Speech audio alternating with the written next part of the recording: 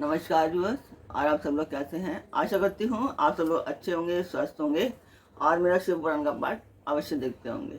तो सबसे पहले हम जान लेते हैं कि कल तक हमने कहाँ तक जाना था।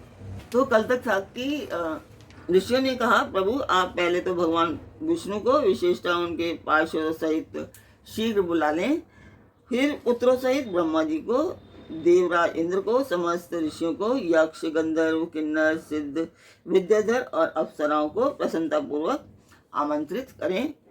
इनको तथा अन्य सब लोगों को यहाँ सादर बुलवा लें। वे सब मिलकर आपके कार्य का साधन कर लेंगे, इसमें कोई संशय नहीं है। तो ब्रह्मा जी कहते हैं, नारद ऐसा कहकर वे सातों ऋषि उनकी आज्ञा ले भगवान शंकर की स्थिति का वर्णन करते हुए वहां से प्रसन्नतापूर्वक अपने धाम को चले जाते हैं। तो अभी इसके आगे जानेंगे हम आगे। तो जैसे आप सब लोग जानते हैं कि पाठ एक शुभ कार्य है, मंदिर के लिए है, और इसमें मैं आप सब लोगों का सहयोग चाहती हूँ कि आप सब सब्सक्राइब करें, लाइक करें और शेयर करें, ताकि ये उद्देश्य पूर्ण हो पाए। तो मंदिर के लिए है, शुभ कार्य है। आशा करती हूँ आप सब लोग इसमें मेरा सहयोग अवश्य करेंगे। तो पाठ देखते हुए लाइक करना बिल्कुल ना भूलें और कमेंट करें, ताकि मुझे मोटिवेशन मिल सके कि आपको पाठ कैसा लगता है। तो जिस मंदिर का मैं वर्णन कर रही हूँ उस मंदिर की मैं वीडियो डालती हूँ, आप लोग देखें और मुझे कमेंट अवश्य ही करें।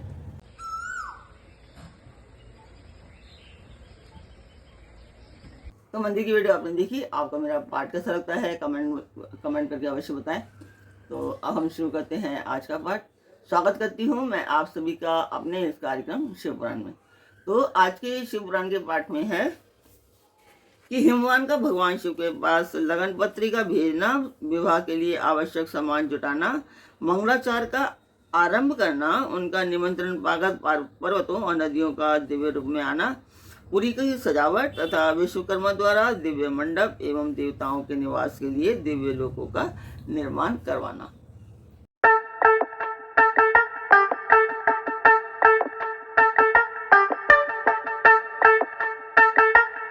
आपने जाना कि आज हम क्या जानना चाहेंगे। तो अब हम शुरू करते हैं आज का पाठ। तो नारद जी कहते हैं कि तात महाप्राज्य प्रभु, आप कृपा पूर्वक ये बताइए कि सप्तऋषियों के चले जाने पर हिमाचल ने क्या किया। तो ब्रह्मा जी कहते हैं ईश्वर कि मुनीश्वर, अरुंधति सहित उन सप्तऋषियों के चले जाने पर हिमवान ने जो कार्य किया वह तुम्हें बता रहा हूँ। सप्तऋषियों के जाने के बाद अपने मेरु आदि भाई बंधुओं का आमंत्रित करके पुत्र और पत्नी सहित महामनस्वी गिरिराज हिमवान बड़े हर्ष का अनुभव करने लगे। तदंतर ऋषियों की आज्ञा के अनुसार हिमवान ने अपने पुरोहित गर्ग जी से बड़ी प्रसन्नता के साथ लगन पत्रिका लिखवाई। उस पत्रिका को उन्होंने भगवान शिव के पास भेजा। पर्वतराज के बहुत से आत्मीय जन प्रसन्न मन से नाना प्रकार की सामग्रियां लेकर वहां गए। कैलाश्वर भगवान शिव के समीप पहुंचकर उन लोगों ने शिव को तिलक लगाया और वह लगन पत्रिका उनके हाथ में दिया। वहां भगवान शिव ने उन सबका यथा योग्य विशेष सत्कार किया। फिर वे सब लोग प्रसन्नचित्त हो शैलराज के पास लौट आए। महेश्वर के द्वारा विशेष सम्मानित होकर बड़े हर्ष के साथ लौटे हुए उन लोगों को देखकर हिमवान के हृदय में अत्यंत हर्ष हुआ। तत्पश्चात आनंदित हो शैलराज ने नाना देशों में रहने वाले अपने बंधुओं को लिखित निमंत्रण भेजा, जो उन सबको बहुत सुख देने वाला था। इसके बाद वे बड़े आदर और उत्साह के साथ उत्तम अन्न एवं नाना प्रकार की विवाहोचित सामग्रियों का संग्रह करने लगे। उन्होंने चावल, गुड़, शक्कर, आटा, दूध, दही, घी, मिठाई, नमकीन पदार्थ, मक्खन, पकवान, महान स्वादिष्ट रस और नाना प्रकार के व्यंजन इतने अधिक एकत्रित किए कि सूखे पदार्थों के पहाड़ खड़े हो गए और द्रव्य पदार्थों की बावड़ियां बन गईं। शिव के पार्षदों और देवताओं के लिए हितकर नाना प्रकार की वस्तुएं, भांति भांति के बहुमूल्य वस्त्र, आग में तपाकर शुद्ध किए हुए स्वर्ण, रजत और विभिन्न प्रकार के मणि रत्न, इनका तथा अन्य उपयोगी द्रव्यों का विधि पूर्वक संग्रह करके गिरिराज ने मंगलकारी दिन में मांगलिक कृत्य करना आरंभ किया। पर्वतराज के घर में स्त्रियों ने पार्वती का संस्कार करवाया। भांति भांति के आभूषणों से विभूषित हुई राजभवन की उन सुंदरी स्त्रियों ने सानंद मंगल कार्य का संपादन किया। नगर के ब्राह्मणों की स्त्रियों ने स्वयं बड़े हर्ष के साथ लोकाचार का अनुष्ठान किया। उसमें मंगल पूर्वक भांति भांति के उत्सव मनाए गए। हर्ष भरे हृदय से उत्तम मंगलाचार का संपादन करके हिमालय भी सर्वोत्तम भावेन बड़े प्रसन्न हुए और अपने निमंत्रित बंधुजनों के आगमन की उत्सुकता पूर्वक प्रतीक्षा करने लगे। इसी बीच में उनके निमंत्रित बंधु बांधव आने लगे। देवताओं ने निवासभूत गिरिराज सुमेरु दिव्य रूप धारण करके नाना प्रकार के मणियों तथा महारत्नों को यत्नपूर्वक साथ ले अपने स्त्री पुरुषों के साथ हिमालय के घर आए। मंद्रांचल, अस्तांचल, उद्यानचल, मलय, दर्दुर, निषद, गंधमादन, करवीर, महेंद्र, पानियात्र, तौंच, पुरुषोत्तमशैल, नील, त्रिकुट, चित्रकूट, वेंकट, श्रीशैल, गोकामुख, नारद, विंध्य, कालांजर, कैलाश तथा अन्य पर्वत दिव्य रूप धारण कर अपने स्त्री पुरुषों के साथ बहुत सी भेंट सामग्री ले वहां उपस्थित हुए। दूसरे द्वीपों में जहाँ भी जो पर्वत हैं वे सब हिमालय के घर पधारे। शिवा और शिव का विवाह है यह जानकर सबने बड़ी प्रसन्नता के साथ वहां पदार्पण किया। सोनभद्र आदि नद और संपूर्ण नदियां दिव्य नर नारियों के रूप धारण कर नाना प्रकार के अलंकारों से अलंकृत हो शिव पार्वती का विवाह देखने के लिए आए। गोदावरी, यमुना, सरस्वती, वेणी, गंगा, नर्मदा तथा अन्य श्रेष्ठ सरिताएं भी वहां बड़ी प्रसन्नता के साथ हिमवान के यहाँ आई। उन सबके आने से हिमालय की दिव्यपुरी सब ओर से भर गई। वह सब प्रकार की शोभाओं से संपन्न थी। वहां बड़े बड़े उत्सव हो रहे थे। ध्वजा पताकाएं फहरा रही थी। बंदरवारों से उसकी अधिक शोभा होती थी। चारों ओर चंदों तने होने से वहां सूर्य का दर्शन नहीं होता था। भांति भांति की नीली, पीली आदि प्रभा उस पुरी की शोभा बढ़ाती थी। हिमालय ने भी बड़ी प्रसन्नता के साथ अपने यहाँ पधारे हुए सभी स्त्री पुरुषों का यथा योग्य आदर सत्कार किया और सबको अलग अलग सुंदर स्थानों में ठहराया। अनेक उपयुक्त सामग्री देकर सबको पूर्ण संतुष्ट किया। मुनिश्रेष्ठ तदंतर शैलराज हिमवान ने प्रसन्न हो महान उत्सव से परिपूर्ण अपने नगर को विचित्र रीति से सजाना आरंभ किया। सड़कों को झाड़ बुहार कर उन पर छिड़काव कराया। उन्हें बहुमूल्य साधनों से सुसज्जित एवं शोभित किया। वह मंडप कई योजन विस्तृत था। अनेक शुभ लक्षणों से युक्त तथा नाना प्रकार के आश्चर्यों से परिपूर्ण था। वहां स्थावर और जंगम सभी वस्तुएं कृत्रिम बनी थी परंतु असली वस्तुओं के समान प्रतीत होती थी। उनसे उस मंडप की मनोहरता बढ़ गई थी।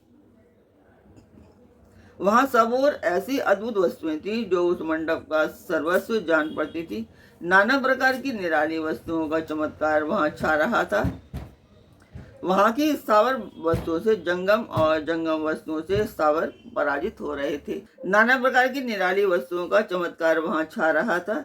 वहां की स्थावर वस्तुओं से जंगम और जंगम वस्तुओं से स्थावर पराजित हो रहे थे, अर्थात वे एक दूसरे से बढ़कर शोभाशाली और चमत्कारपूर्ण दिखाई देते थे। उस मंडप की स्थल भूमि जल से पराजित हो रही थी, अर्थात चतुर से चतुर मनुष्य भी यह नहीं जान पाते थे कि इसमें जल कहाँ है और कहाँ स्थल।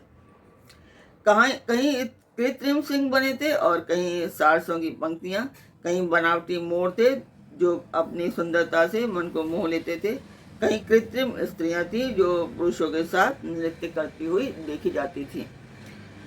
वे कृत्रिम होने पर भी सब लोगों की ओर देखती और उनके मन को मोह में डाल देती थी। उसी विधि से मनोहर द्वारपाल बने थे जो स्थावर होने पर भी जंगमों में समान जान पड़ते थे। वे अपने हाथों से धनुष उठाकर उन्हें खींचते देखे जाते थे। द्वार पर कृत्रिम महालक्ष्मी खड़ी थी जिनकी रचना अद्भुत थी। वह समस्त शुभ लक्षणों से संयुक्त दिखाई देती थी। उन्हें देखकर ऐसा जान पड़ता था मानो क्षीर सागर से साक्षात लक्ष्मी आ गई हों। उस मंडप में स्थान स्थान पर सजे सजाए कृत्रिम हाथी खड़े हुए थे, जो असली हाथियों के समान ही प्रतीत होते थे। घुड़सवारों सहित घोड़े और हाथी सवारों सहित हाथी बनाए गए थे। जहां तहां रथियों सहित रथ बने थे, जो कृत्रिम अश्वों से ही खींचे जाते थे। उन्हें देखकर लोगों को बड़ा आश्चर्य होता था। जो कृत्रिम अश्वों से ही खींचे जाते थे, उन्हें देखकर लोगों को बड़ा आश्चर्य होता था। इनके सिवा दूसरे दूसरे कृत्रिम वाहन भी वहां खड़े थे। पैदल सिपाहियों की कृत्रिम सेना भी वहां मौजूद थी। मुने प्रसन्न चित्त वाले विश्वकर्मा ने देवताओं और मुनियों को भी मोह में डालने के लिए वहां ऐसी अद्भुत रचनाएं की थी। मंडप के सबसे बड़े फाटक पर कृत्रिम नंदी खड़ा था, जो शुद्ध स्फटिक मणि के समान उज्ज्वल कांति से सुशोभित होता था। भगवान शिव के वहां नंदी की जैसी आकृति है, ठीक वैसा ही वह भी था। उस कृत्रिम नंदी के ऊपर रत्न विभूषित महादिव्य पुष्पक शोभा पाता था, जो पल्लवों तथा श्वेत चामरों से सजाया गया था। उसके वाम पार्श्व में दो कृत्रिम हाथी खड़े थे, जिनका रंग विशुद्ध केसर के समान था। वे 4 दांत वाले बनाए गए थे और 60 वर्ष के पाटों के समान दिखते थे। वे परस्पर स्नेह करते से प्रतीत होते थे। उनमें बड़ी चमक थी। इसी प्रकार सूर्य के समान अत्यंत प्रकाशमान 2 दिव्य अश्व भी विश्वकर्मा ने बनाए थे, जो चमर से अलंकृत और दिव्य आभूषणों से विभूषित थे। श्रेष्ठ रत्न में आभूषणों से संपन्न कवचधारी लोकपाल तथा संपूर्ण देवता भी वहां विश्वकर्मा द्वारा रचे गए थे, जो ठीक उन्हीं लोकपालों और देवताओं से मिलते जुलते थे। इसी तरह भृगु आदि समस्त तपोधन ऋषि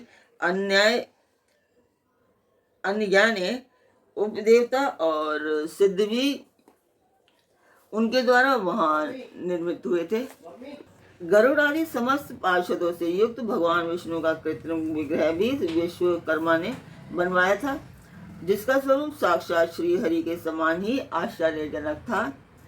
नारद उसी प्रकार पुत्रों, वेदों तथा और सिद्धों से घिरे हुए मुझ ब्रह्मा की भी प्रतिमा वहां बनाई गई थी, जो मेरे समान ही वैदिक सूक्तों का पाठ कर रही थी। ऐरावत हाथी पर चढ़े हुए देवराज इंद्र भी वहां दल बल के साथ खड़े थे। वे भी कृत्रिम ही बनाए गए थे और परिपूर्ण चंद्रमा के समान प्रकाशित होते थे। देव ऋषि बहुत कहने से क्या लाभ, हिमाचल से प्रेरित हुए विश्वकर्मा ने वहां शीघ्र ही संपूर्ण देव समाज के कृत्रिम विग्रहों का निर्माण कर लिया था। इसी प्रकार उन्होंने दिव्य मंडप की रचना की थी। वह मंडप अनेक आश्चर्यों से युक्त, महान तथा देवताओं को भी मोहने वाला था। तदंतर गिरिराज भगवान की आज्ञा से परम बुद्धिमान विश्वकर्मा ने देवता आदि के निवास के लिए उनके कृत्रिम लोकों का भी यत्न पूर्वक निर्माण किया। उन्हीं लोकों में उन्होंने उन देवताओं के लिए अत्यंत तेजस्वी, परम अद्भुत और सुखदायक बड़े बड़े दिव्य मंचों यानी कि सिंहासनों की रचना की थी। इसी तरह उन्होंने मुझ स्वयंभू ब्रह्मा के निवास के लिए क्षण भर में अद्भुत सत्यलोक की रचना कर डाली, जो उत्तम दीप्ति से उद्दीप्त हो रहा था। साथ ही भगवान विष्णु के लिए भी जो क्षण भर में दूसरे दिव्य वैकुंठ धाम का निर्माण उन्होंने कर लिया था, जो परम उज्ज्वल तथा नाना प्रकार के आश्चर्यों से परिपूर्ण था। इसी तरह विश्वकर्मा ने देवराज इंद्र के लिए भी दिव्य, अद्भुत, उत्तम एवं समस्त ऐश्वर्यों से संपन्न ग्रह की रचना की। अन्य लोकपालों के लिए भी उन्होंने प्रसन्नता पूर्वक बड़े सुंदर, दिव्य, अद्भुत एवं बड़े बड़े भवन बनवाए। फिर क्रमशः समस्त देवताओं के लिए भी उन्होंने क्रमशः विचित्र ग्रहों का निर्माण किया। परम बुद्धिमान विश्वकर्मा को भगवान शंकर का महान वर प्राप्त था, इसलिए उन्होंने शिव के संतोष के लिए क्षण भर में इन सब वस्तुओं की रचना कर डाली। तदंतर उसी प्रकार भगवान शंकर के लिए भी उन्होंने एक शोभाशाली ग्रह का निर्माण किया, जो शिव के चिन्ह से युक्त तथा शिवलोक को वर्ती दिव्य भवन के समान ही अनुपम था। श्रेष्ठ देवताओं ने उनकी भूरी भूरी प्रशंसा की। वह परम उज्ज्वल महान प्रभा पुंज से उद्भासित उत्तम और अद्भुत था। विश्वकर्मा ने भगवान शिव की प्रसन्नता के लिए वहां ऐसी अद्भुत रचना की थी जो परम उज्जवल होने के साथ ही साक्षात महादेव जी को भी आश्चर्य में डालने वाली थी। इस प्रकार वह सारा लौकिक व्यवहार करके हिमाचल बड़ी प्रसन्नता के साथ भगवान शंभू के शुभागमन की प्रतीक्षा करने लगे। देवऋषि, हिमालय का ये सारा आनंददायक वृतांत मैंने तुमसे क्या सुनाया, अब और क्या सुनना चाहते हो? तो यह सब ब्रह्मा जी ने नारद को सुनाया। और आज का पाठ यहीं पर पूर्ण करेंगे। कल फिर मिलेंगे एक नए पाठ में, एक नई उमंग, एक नई तरंग के साथ। तब तक के लिए आज्ञा दीजिए। ओम नमः शिवाय। जय माता की। आशा करती हूँ आपको मेरा पाठ अवश्य अच्छा लगा होगा।